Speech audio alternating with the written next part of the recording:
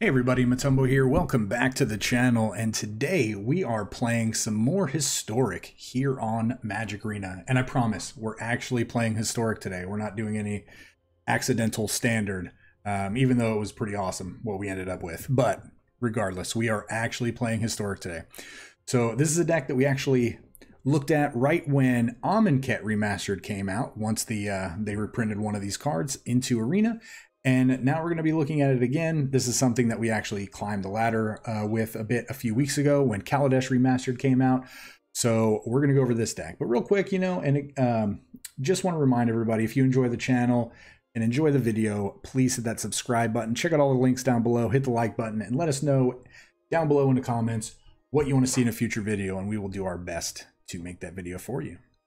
So let's hop right into today's deck, and we are playing Idyllic Lives.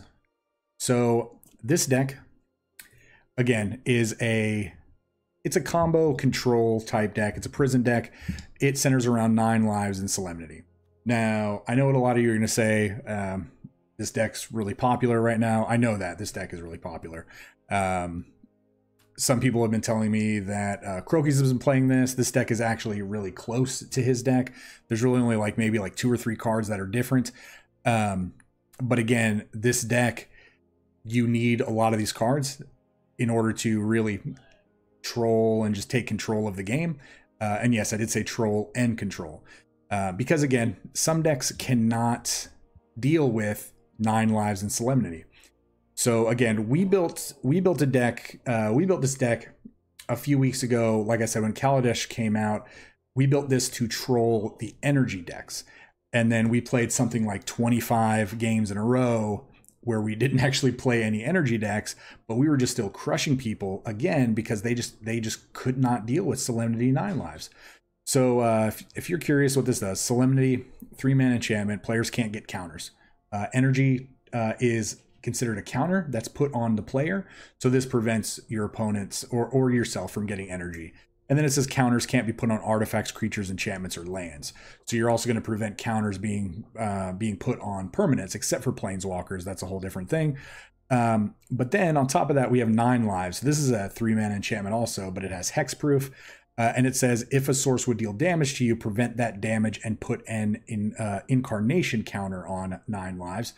And then when there's 9 or more on it, you have to exile this. And when this leaves the battlefield, you lose the game.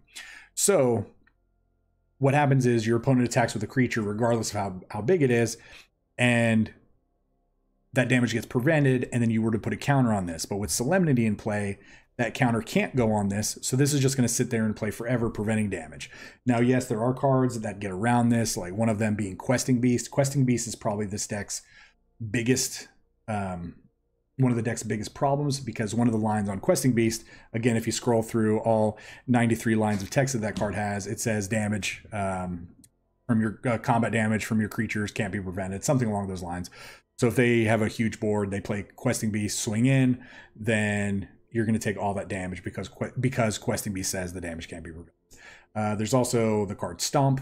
Stomp is a 2, it's on the other side of the giant, and it deals 2 damage, and it says damage can't be prevented this turn. So cards like that, obviously get rid of this. Because this has hexproof, it is hard to get rid of, but then we have cards like Ugin that exist that exile all cards of a certain, that have color in them. So dropping an Ugin and Ugining for 3 removes 9 lives, and since this leaves the battlefield, you lose the game. So again, something we don't want to happen. So we do have to play cards that actually interact with that and prevent that from happening. So let's just go through each of the cards. We have 2 copies of Authority of the Consuls.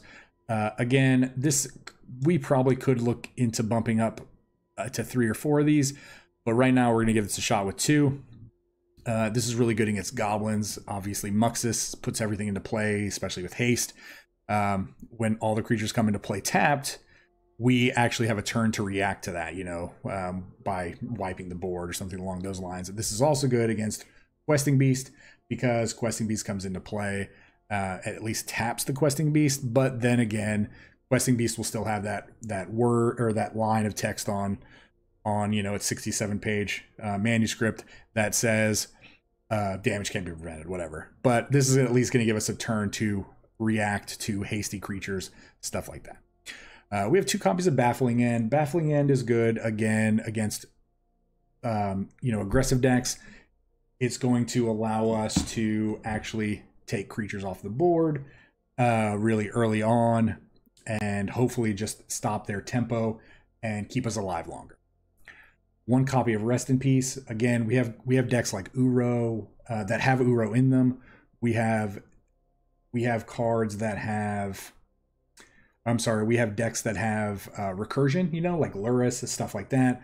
So we have to watch out for those. Those are pretty popular. So this is something that we need to make sure that we have a way to go get it, and then at least 1 copy of it so we can actually.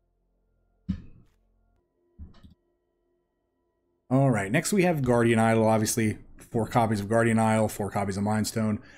We are wanting to ramp in this deck. We want to get to 4 mana potentially as quickly as possible, because you never know when you're going to need to Wrath of God on turn 3, because some of these decks are super fast and really efficient at getting creatures out. So ramp is always good, and Mind Stone is good because of the fact it lets you draw a card later in the game if we run out of gas. And then Guardian Idol is one of our ways that we can actually finish the game off. We have a couple copies of Banishing Light. This is a great removal spell. It lets us exile any non-land permanent opponent controls until this leaves the battlefield. So this can hit planeswalkers, creatures, enchantments, artifacts, you name it. This can get rid of it. Just don't name land, because obviously this does not get rid of land. 3 copies of Idyllic Tutor. This lets us go through our deck for any of our enchantments. So that's why we're playing 1 of some of these cards, or maybe even 2 ofs, because this essentially bumps that up to like a 4 of or a 5 of, because it lets us go get those, and it gives us options. It gives us just so many options to go get the different cards. We do have 4 of each of the combos, Solemnity and 9 lives. Again, we want to make sure that we're drawing this, because this is how we're going to basically get our opponents to scoop to us. 4 copies of Wrath of God, because any white control deck is going to want 4 copies of Wrath of God. 1 copy of Gideon's Intervention. This is another card that is great, especially that we have a tutor effect for. We get to prevent damage, and we get to say, oh, this card can't be played by naming that card. All right, and then we have 2 copies of Immortal Sun. Immortal Sun obviously is going to shut off Planeswalkers. This is going to allow us to, not have to worry about Ugin if they can't get rid of this. Ugin is just not going to be any kind of answer we're going to have to worry about. So again, 6-mana artifact. Players can't activate Planeswalkers' loyalty abilities. At the beginning of your draw step, we get to draw an additional card. Spells we cast cost 1 less to cast, and creatures we control get +1/+1. So worth noting, though, this does not shut off Planeswalker passive abilities. So Karn, Nissa, Narset, any of those Planeswalkers that have those passive abilities are still going to be there. So that is something that we are going to have to worry about. But those abilities are not as powerful as obviously some of the Planeswalkers' activated abilities. So, all right. We do have 4 copies of Amiria's Call. This is one of our win conditions, but it is also some of the land that we're playing. Since we are playing a low land count, we do want to have 4 of these. But late game, this just gets to pump out some 4/4 white angel tokens with flying, and that can close the game out. And last but not least, Overwhelming Splendor. This is a 8-mana curse. Chance a player, creatures enchanted player control lose all abilities and have base power and toughness 1/1. So we're going to make all of our opponent's creatures 1/1s. They're not going to get any enter the battlefield triggers. They're not going to get any cool abilities. They're just going to be sitting there as basically vanilla 1/1s that do absolutely nothing. And yeah, it also says enchanted player can't activate abilities that aren't mana abilities or loyalty abilities. So yeah. So it is worth noting that it is going to shut off, just different abilities that maybe some artifacts or opponents might have, stuff like that. So yeah, and then last, but we have 22 lands in the decks again, but we are playing more than that because we do have 4 copies of Amiria's Call, and we have a bunch of mana acceleration with our mana rocks. So that is the deck. Let's hop into the games, and we will see you at the wrap up. All right. We are going to play some mono white control. Idyllic Lives. Looking forward to this one. This is one that we visited as soon as Amonkhet Remastered came out, and we're gonna take another look. Double Immortal Sun. This is a horrible hand. We're gonna keep this.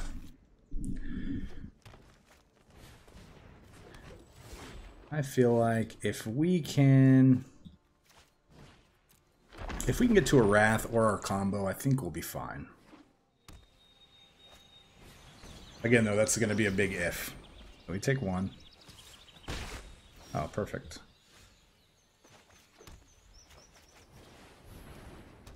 Like we mentioned.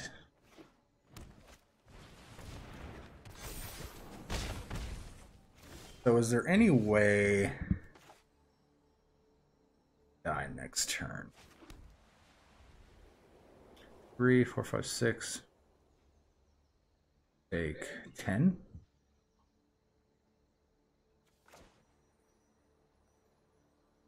So this Solemnity would stop a Marwyn.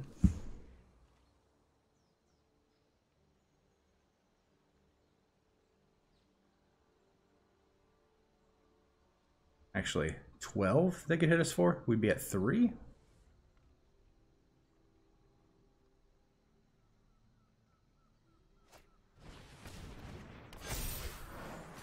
Okay. So that's a little bit better. Vanishing Light.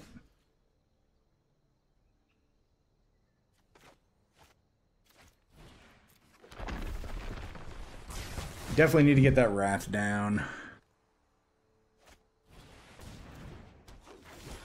So we do.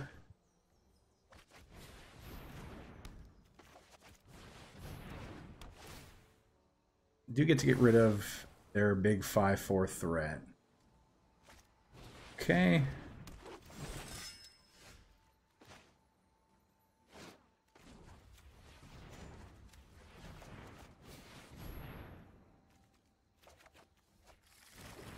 Definitely want to get the combo down immediately.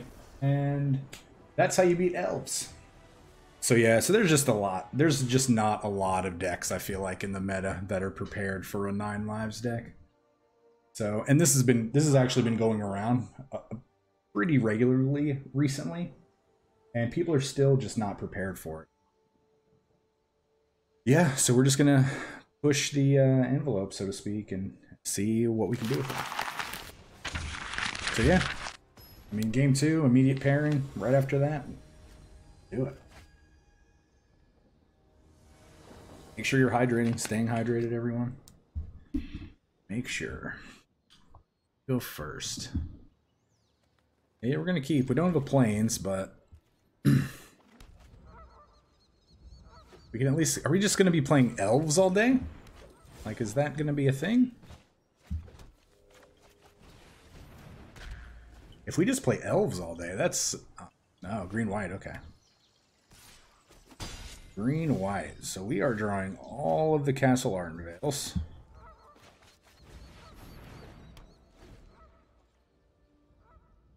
Yeah. I wonder if they're playing a counter deck.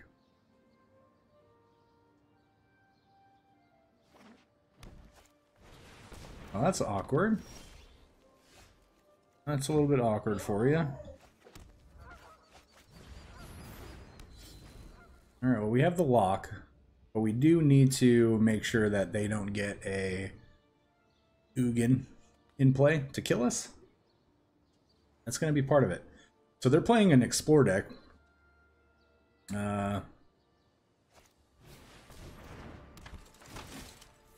They definitely are going to get the card advantage from it.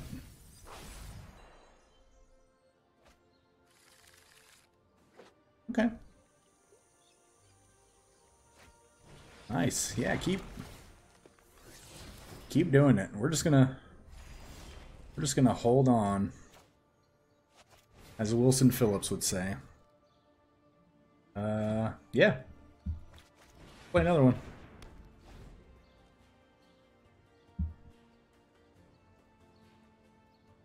All right, nothing happens. Nice. Hey, Jinx. How you doing? Yep. That's what I thought. I think we were just going to pass the turn there. Could have played a Baffling in 5. That would have given us the City's Blessing for our Arch of Orazca. And then we could have started drawing cards. But yeah, so 2 up, 2 down. I mean, and Jinx came up here just in time to say hi. So we're going to use this time to get a little kitty love in our video. Right, baby girl. All right, well, you guys got to hang out with Jinx for a little while. All right, and I know her enough to hop down. So, all right, next game.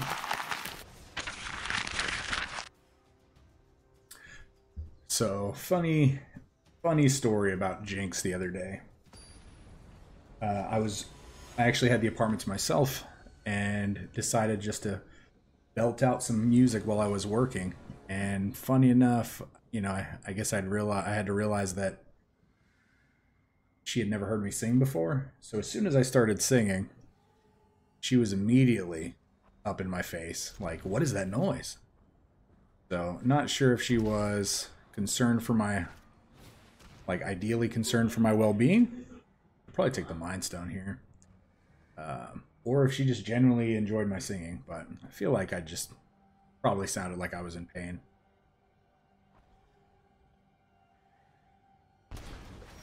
Alright, well, we knew what you were taking before you took it, so Sultai. Interessante. We don't have any plays, but you have a Growth Spiral, right? Holy moly. However did we see that? Nobody plays Growth Spiral. That's just a crappy common. We're going to Idyllic Tutor next turn for a Vanishing Light, I feel like.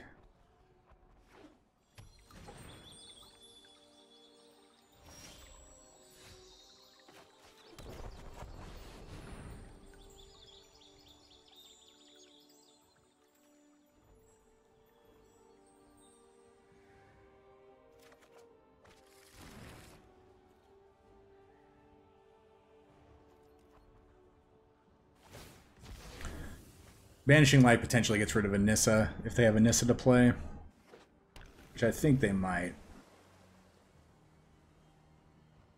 Hey, look at that. We will not fail. The land fights for us.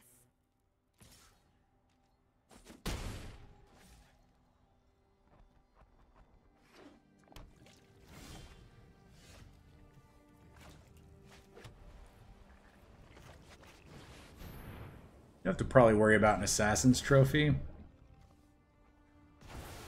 I must seek comfort in the land.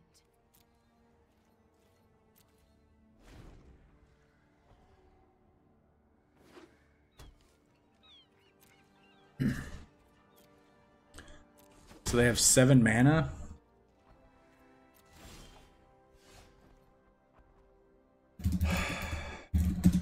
I think we are... So this comes into play tapped. We can't play that. We can go ahead and play this tapped. But I think we're gonna play Gideon's Intervention on Ugin. Oh, obviously we have to type that in. The Spirit Dragon. Okay.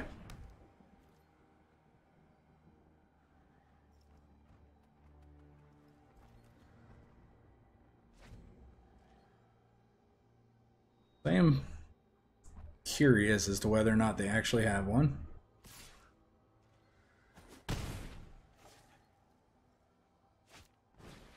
They'll probably take the tutor.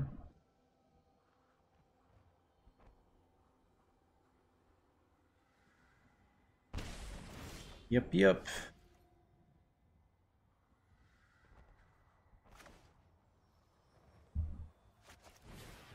Yeah, I think we're just going to set up this turn. We could potentially have made a blocker with the castle, but I feel like going to 8 is not that huge of a of an impact right now.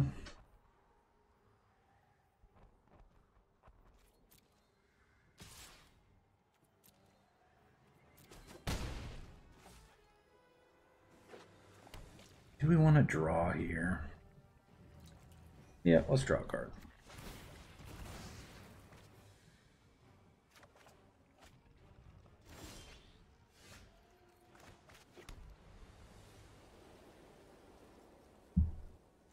Yeah, let's go in Wrath.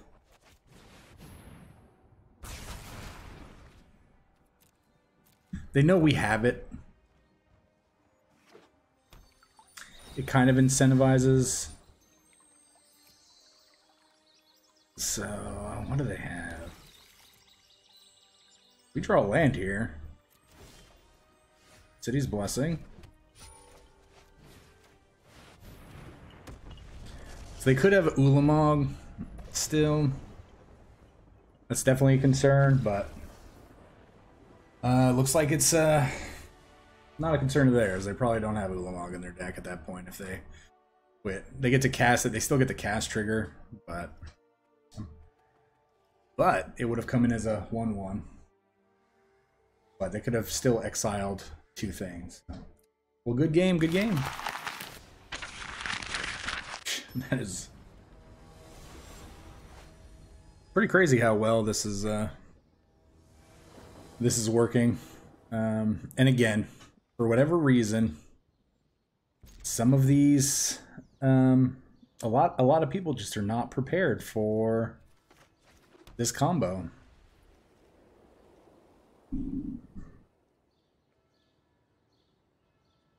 I mean, it's not an unbeatable combo. It's just a lot of decks are just not prepared for it. So this is a colorless deck.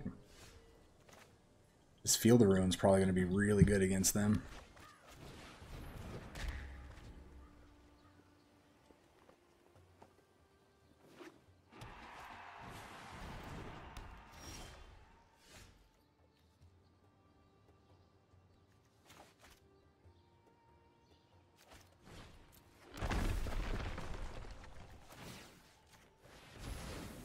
I don't think they have any basics in their deck.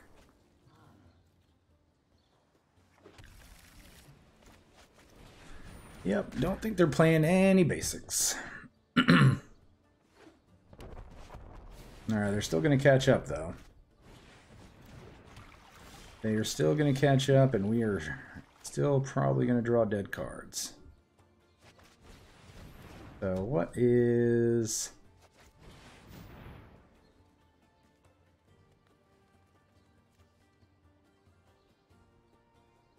What is the worst card for us?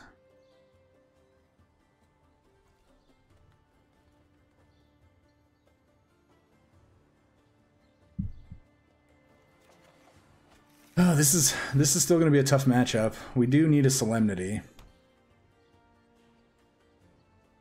Mystic Forge is pretty brutal.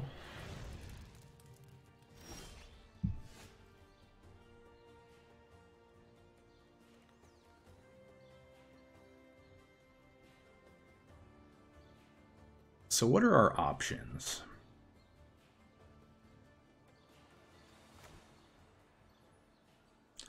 Could play this on Paradox Engine. I feel like they're probably trying to Paradox Engine us out.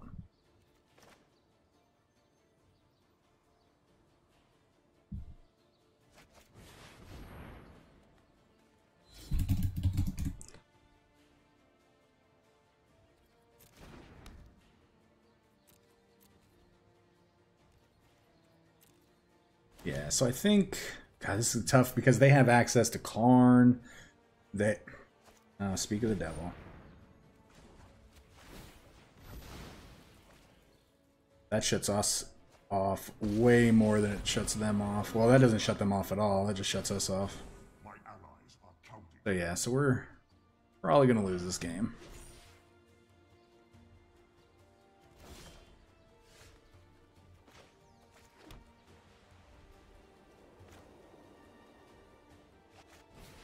We have to get a Baffling End or a Banishing Light here.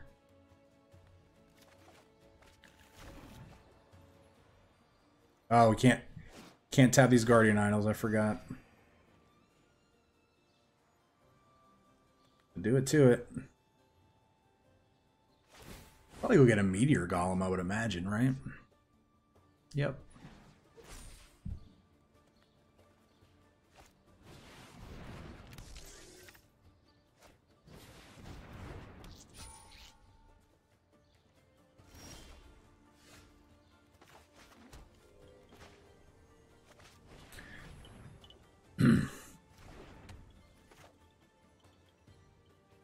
So I don't even know if we...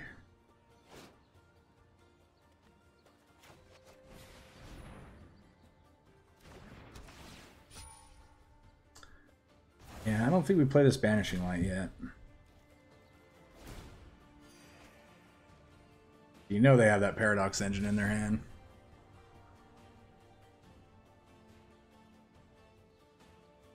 Oh, they have an Ugin too. They have that Ugin.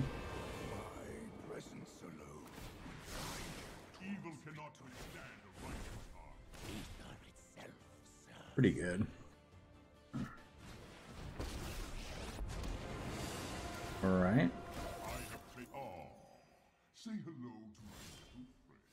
I would love to go ahead and draw, so we can afford to take 8 here, right? No, we don't even take 8. Yeah, we can afford this.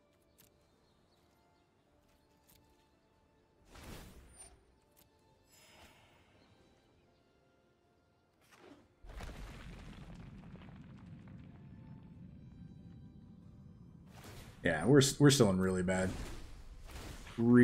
shape.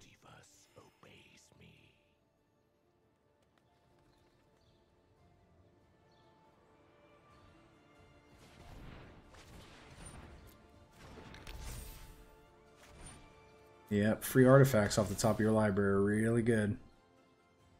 But that 5-mana Meteor Golem's probably going to kill Gideon, because you probably have a Paradox Engine on top of your library.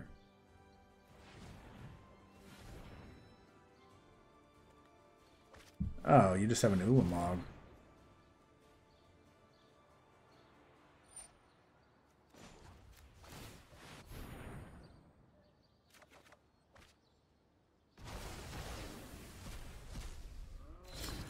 Well,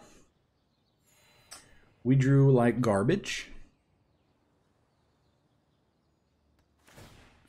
A curious choice.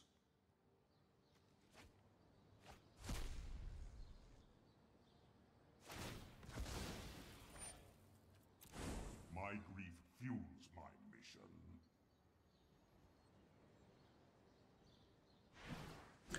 Yep, there's the Paradox Engine. And alright, so we're going to take 11. Why didn't they attack?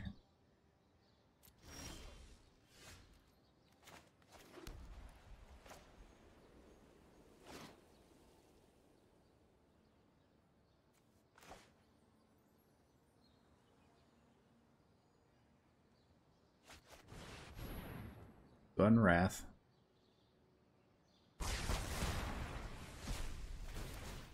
Oh yeah. Resolve.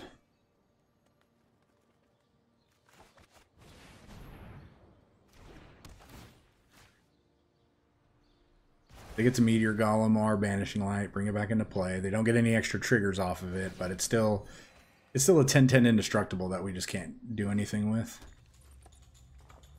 Another Karn, Paradox Engine. All right, well, we're gonna consider this a good game. Here comes the Reservoir. Yeah, so if you're not familiar with what's happening, they're tapping all of their artifact mana for mana. They're playing a spell. Paradox Engine gets to untap everything. So they're going to generate a crap ton of mana this turn. They also get to mill themselves, or they basically get to play off their entire deck. They get to mill the land they don't want. They're regaining life. They're going to deal 50 damage to us. So if you've never seen it, we're gonna allow our opponent to do this.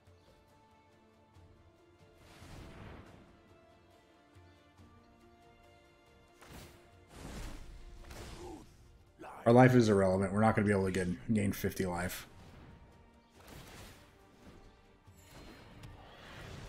Yep. Well, we're going to tell him good game.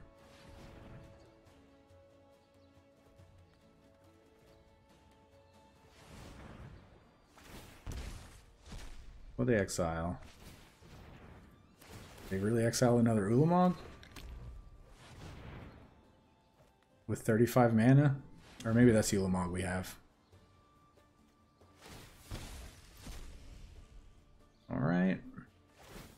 Oh, they're hitting a lot of land.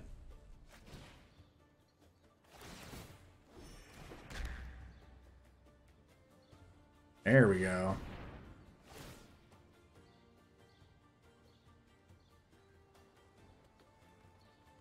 Alright, well, you're dirtling. You're dirtling, we'll quit. Good game, my friend, good game. Play your deck a little bit faster next time. You don't have to BM us when you have the win. Good game though.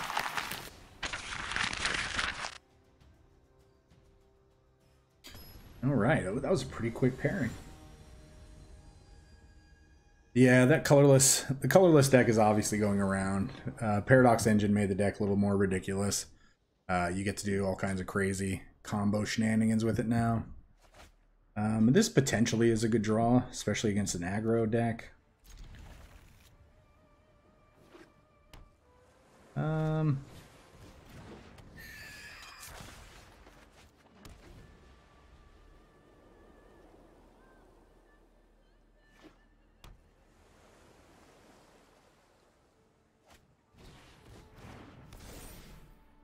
Let's go for 2 of them. Nice. So they do get 2 cards here to replace these. Right? But they didn't expect us to play the Baffling End.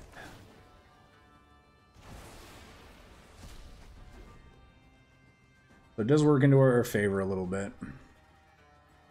But their deck's still another one. Paramander.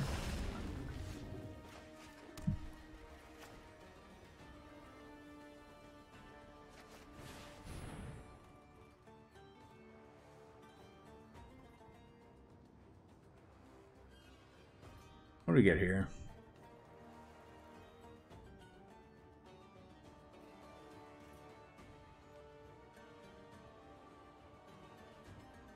I think I'm going to take another Baffling End.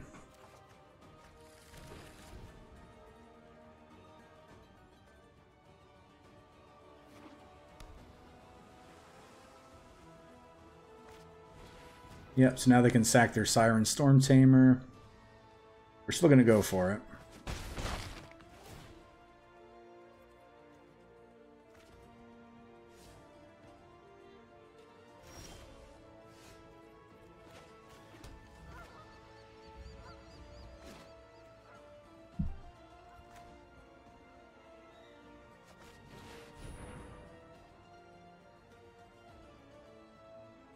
Okay. Perfect. So we baited that out. We were actually going to name Lofty Denial there, but I feel like they maybe thought that we were going to name Terramander, because this does prevent the damage. So now we get 2 shots at a removal spell here.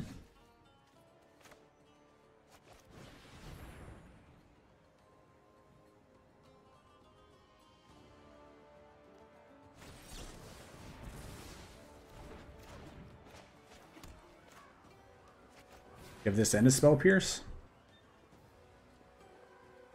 They always do. God, this deck is so annoying to play against.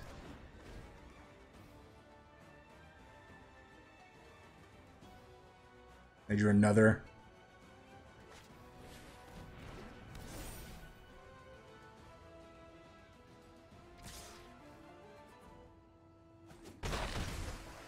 So I think here we just go for 9 lives.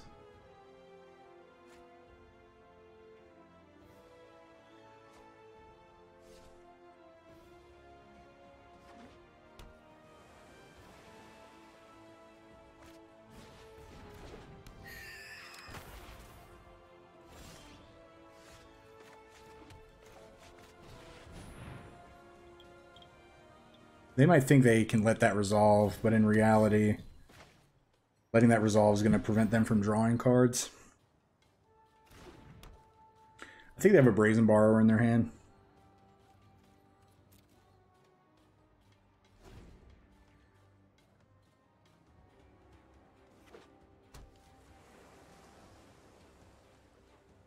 They don't get to draw cards here because it's preventing the damage.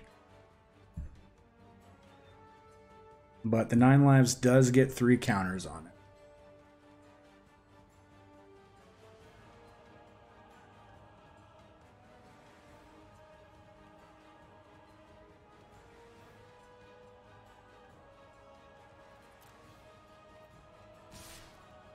We're going to draw a card with the Mind Stone.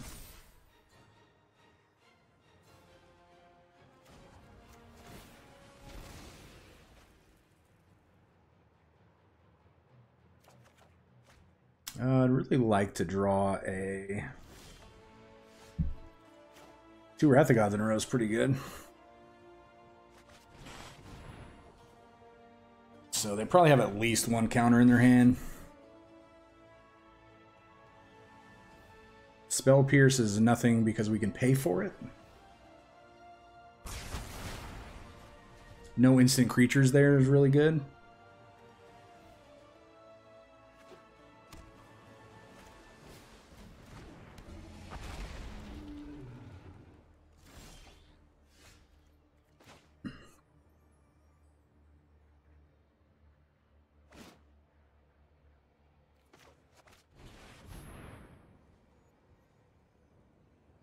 We're going to take the slow road here.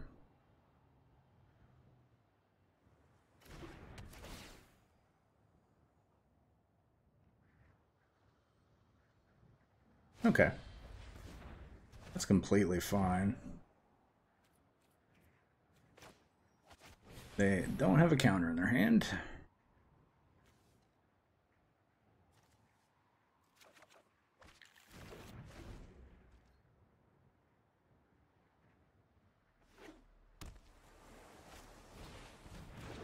So I think the last card in their hand is either another unsummon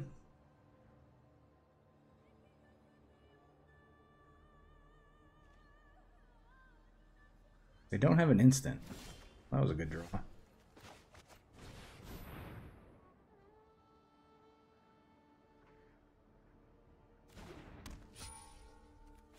Yeah, I think we're just gonna slam this down now. Now they have to have 2 petty thefts in order to get around our lock. Sure. Oops. I think they realize that, but it doesn't really matter in the long run.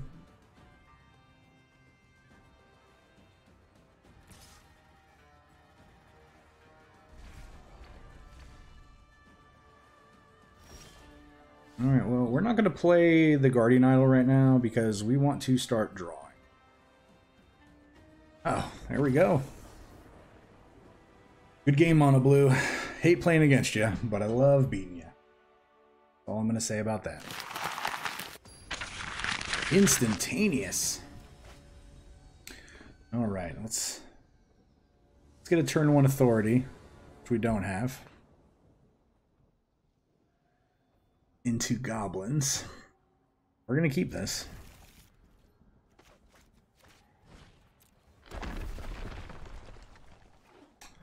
Mono black, huh? Mono black.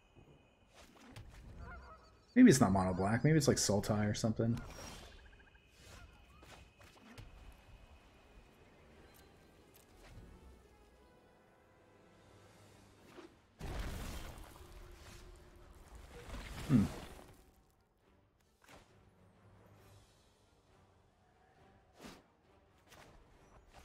So I think next turn we are going to Idyllic Tutor or Rest in Peace and play Rest in Peace.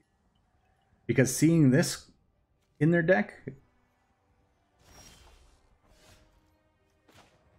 makes us think that they're going to have something in their graveyard that we want to do.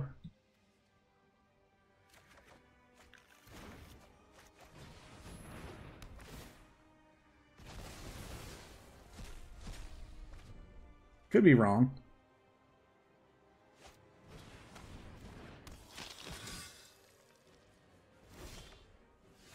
But I definitely felt like that is the right play.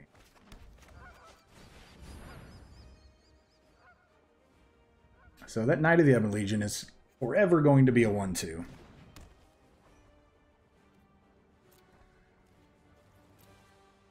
Yes, they can hit us for 4 by pumping. Oh, look at them. They had another one. What? Good for them. Oh, we could just get them with this, right?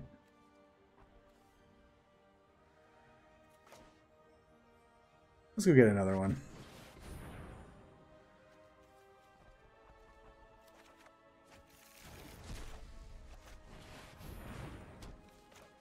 Should have played the Blast Zone first, because now the Blast Zone's forever going to have 0 counters on it.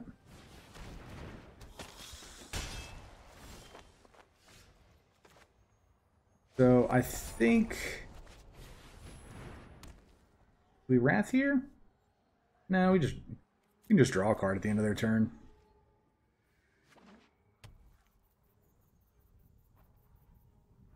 Oh, they have another one. Sure. Your thing.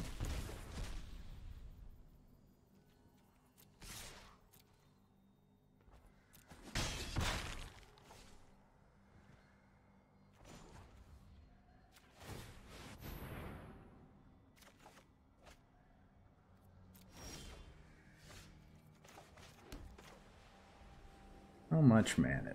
Yeah.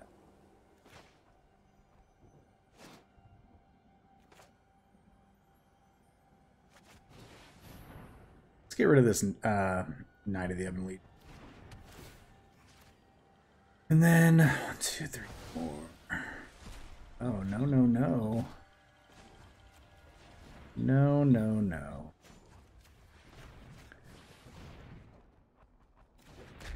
We would very much like to activate our Arch of Orazca to draw more cards. Alright, you are finally ahead.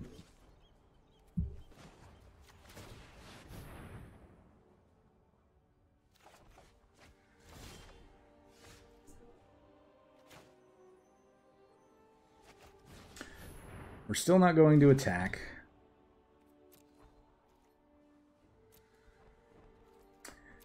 But I think what we're going to do is I think we're going to Blast Zone up to 3 because we don't actually have any 3s in play right now. 3.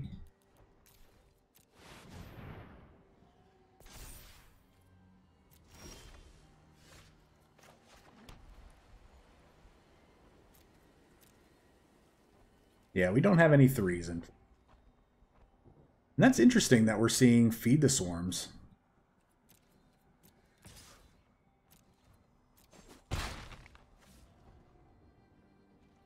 Alright, let's draw a card. And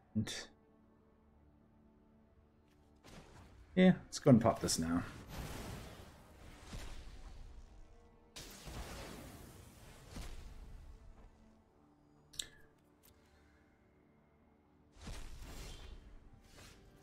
So I'm pretty surprised that we have not seen any discard spells yet from their deck.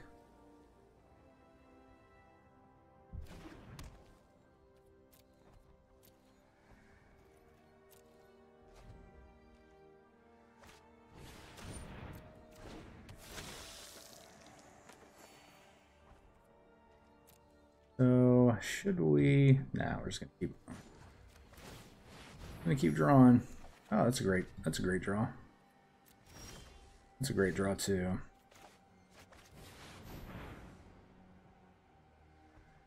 So Immortal Sun into Amaria's Call is pretty good.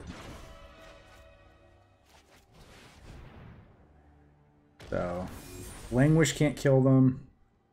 I mean, they're gonna have to have a lot of removal to kill these.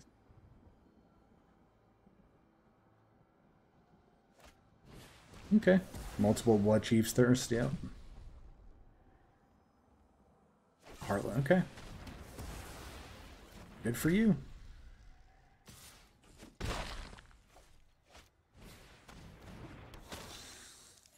Still at 9. We're drawing a ton of...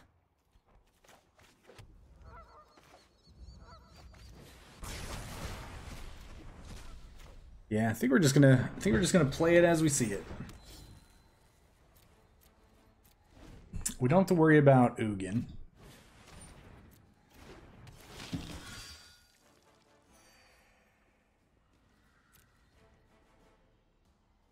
I think I'm just gonna start making creatures.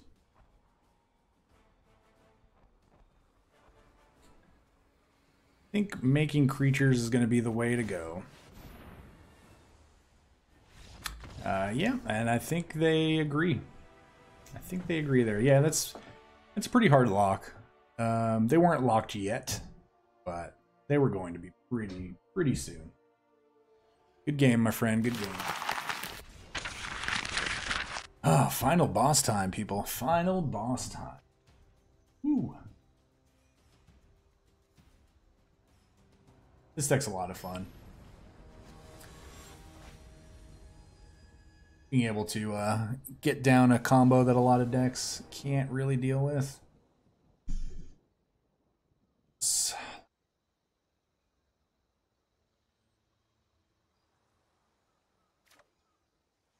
Oh, I'm gonna keep this. This is a nifty hand. Oh, this is this deck. I legit thought this was gonna be a Rakdos Luris deck, not a mono white Lure. Oh, white blue. It's probably even. That Plains there was actually a pretty good draw. Now we get to get rid of this Spirit Dancer, hopefully. They probably don't feel. They probably feel like they don't actually need to worry about the our turn 3 since we can't Wrath. Yep.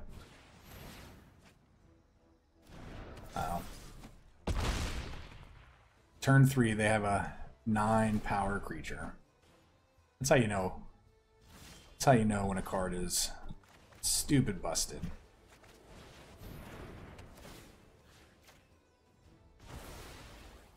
Oh, 4 for 1 you. Oh, you have another one.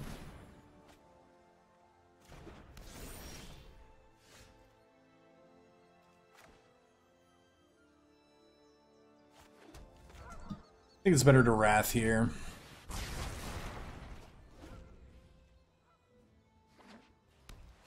Okay. Okay. Alright, so Sentinelize.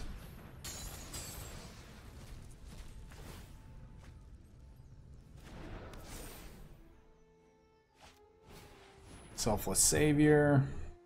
Sounds good. The thing about Selfless Savior is it can't stop baffling it.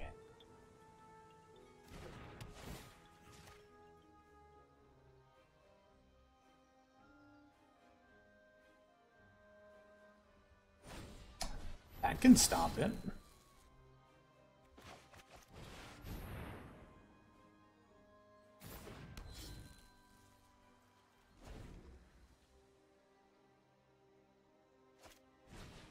Okay, well, you're not going to draw any cards.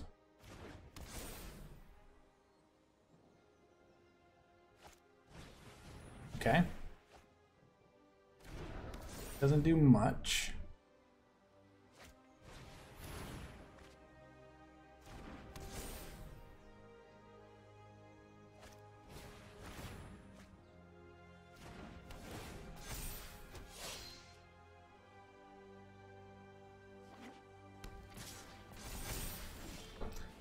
So,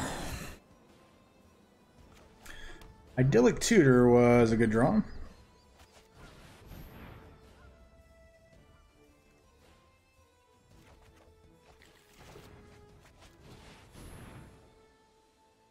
Oh, you can't beat Solemnity and 9 lives? What? Oh, we had a really good draw against this deck.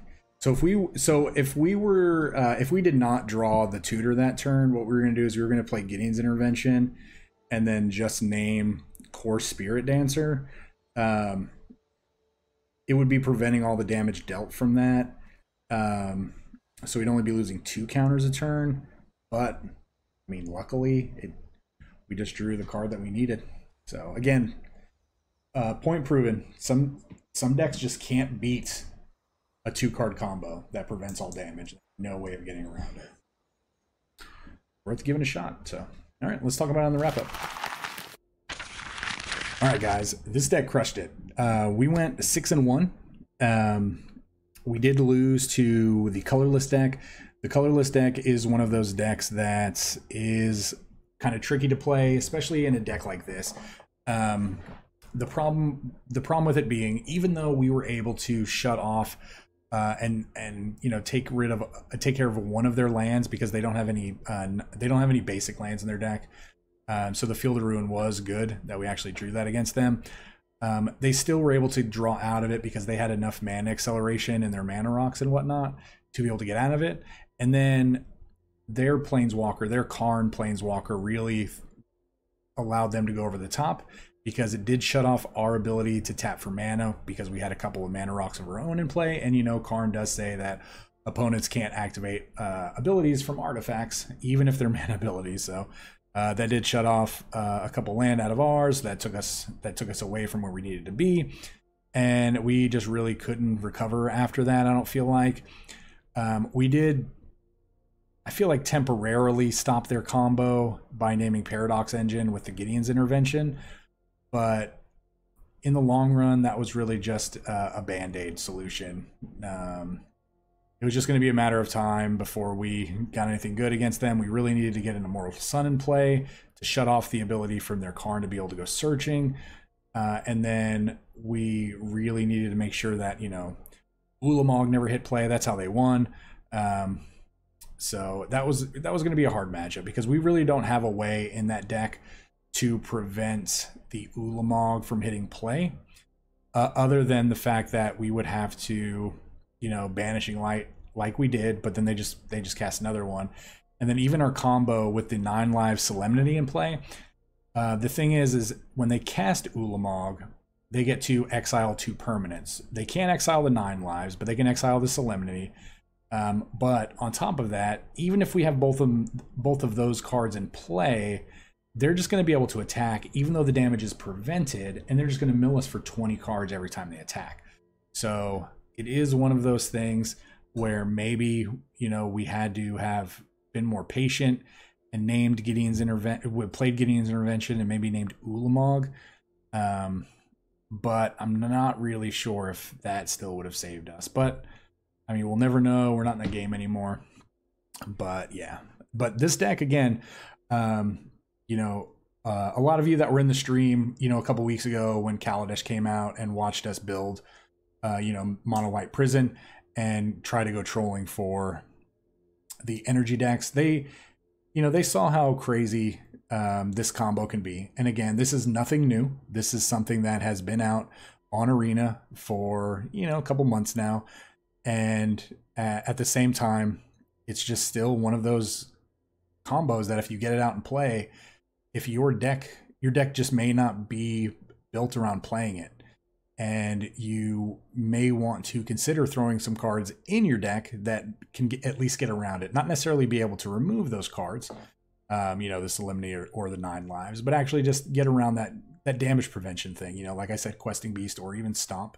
So if you're playing Mono Red and you are playing Shock, you may want to consider, you know, playing the Bone Crusher Giant, because it allows you to get the Stomp half of it, which can prevent you from losing the game to this stupid combo and actually being able to get through. And I hate, you know, helping the Mono Red decks win, but I want everybody to understand the interactions, and people need to know that there is ways around most combos. Anything I can do to help any player and have that player have a better time and learn something, that's what I'm here for. So, but yeah, that's the deck. I hope you enjoyed it. If you enjoyed the channel and the video, please hit that subscribe button, the like button. Check out all the cool links down in the description below. The Twitch link, the Discord link, the Patreon link. And then as always, let me know down in the comments down below that you made it to the end of the video. what you liked about this. Maybe if you saw me make a misplay or some cards that we might add, maybe your different build, or what you're playing in Kaladesh and what you want to see in a future video. Well, like I said, we always do. We'll try to make that video for you. All right, well, with that being said, I hope everybody stays safe, and we will see you next time. Remember, this channel would not exist without such amazing viewers and subscribers. Thank you so much for interacting with the channel and helping grow the community. And a very big special thank you to the Patreons listed here for supporting the channel.